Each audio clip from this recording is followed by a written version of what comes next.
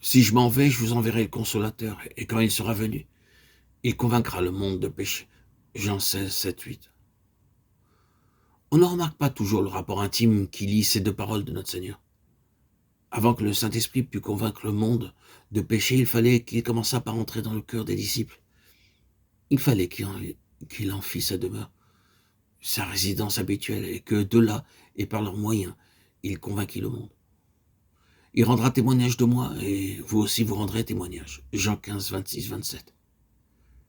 Les disciples devaient réaliser que la principale mission du Saint-Esprit, contestant avec l'homme, Genèse 6, 3, et convainquant le monde de péché, ne pouvait commencer que lorsqu'il aurait en eux une demeure assurée sur la terre. S'ils devaient être baptisés du Saint-Esprit et de feu et recevoir la puissance d'en haut, c'était pour qu'ils devinssent des instruments au moyen desquels le Saint-Esprit put atteindre le monde. C'était là ce que le Seigneur cherchait à leur faire comprendre. Ce qu'ils veulent nous faire comprendre à nous aussi. L'Esprit envoyé pour convaincre le monde de péché devait habiter en eux et agir par eux. Ce qu'il nous enseigne là est d'une grande importance. Le Saint-Esprit nous est envoyé afin que, par nous, il puisse en atteindre d'autres. L'Esprit est l'Esprit du Dieu Saint, du Dieu Rédempteur. Quand il entre en nous, il ne change pas de nature, il ne perd pas son caractère divin. Il est toujours l'Esprit de Dieu, contestant avec l'homme et cherchant à l'affranchir.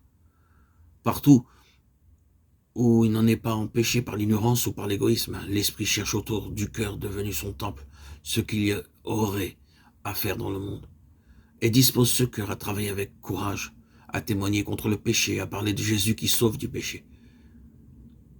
C'est parce qu'il est l'Esprit du Christ crucifié et remonté au ciel qu'il agit ainsi. Car n'était-ce pas pour faire cette même œuvre que Jésus recevait l'Esprit sans mesure? L'Esprit du Seigneur est sur moi, c'est pourquoi il m'a oint, il m'a envoyé pour annoncer l'Évangile aux pauvres, pour publier la liberté aux captifs. Luc 4, 18, 19.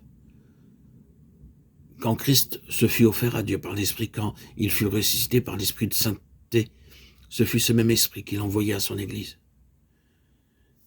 Il voulait que l'Esprit habitât en chacun de ses membres comme il avait habité en lui-même, qu'il poursuivît en eux son œuvre divine, qu'il leur fût la lumière qui révèle, qui condamne et qui triomphe des ténèbres, qu'il fût pour le monde l'esprit de feu, de jugement, et qu'il l'amenât à la conversion en le convainquant de péché.